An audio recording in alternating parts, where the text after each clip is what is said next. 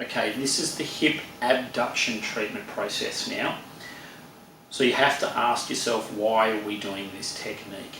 And how does it play into the big picture of unlocking these hip restrictions? Well, simply put, 90% of the time I find the adductor magnus tonicity inhibits the glute medius. So what we're doing here is we're actually using adductor magnus, treating that to treat the gluteus medius tonicity.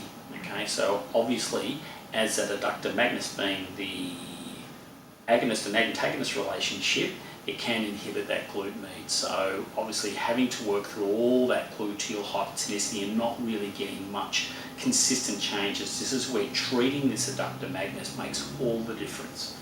This is not necessarily a trigger point technique, so this is more as a passive release technique once again. So we're going to work through the range of movement, and what we're looking for is, and there will be little sites within the adductor magnus that obviously start to get really, really tight. Now sometimes it can be adductor longus, but look, most of the time it's adductor magnus. And obviously as we get further up to the attachment, that's where I tend to find most of the restriction there. So you need to take your time here. Once again, look at the way you position your clients. Obviously I've got the foot resting over pretty well much my TFL. I'm going to stabilise at the back of the knee and make sure that there's no pain in the back of their hip. Now if there is, you need to modify this.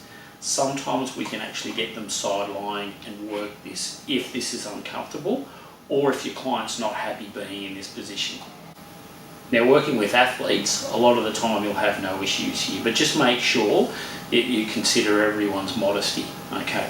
Alright, so we put a little bit of cream on there, bit of the Pre-Max, and look, once again, like any of these passive release techniques, we don't want to use a huge amount of cream, okay? Because if we do, we start to slip too much and then we don't engage the tissue the way that we want to, okay? So here we have the adductor longus and the adductor magnus lives just below that inferior, okay? Now the tool of choice that I like to use is obviously a bit of a loose fist. So the idea is I'll just come in, engage in the tissue, and there's two things that we want to do here. We want to go up into a little bit of hip flexion, and at the same time we can go into a little bit of abduction, but not too much. We don't want to force the back of that hip joint. So as we come up, probably a little bit more flexion. I've got about as much abduction as I want, and as we come up further, that's when we'll start to feel the restriction in that area there. So it's just really nice and slow.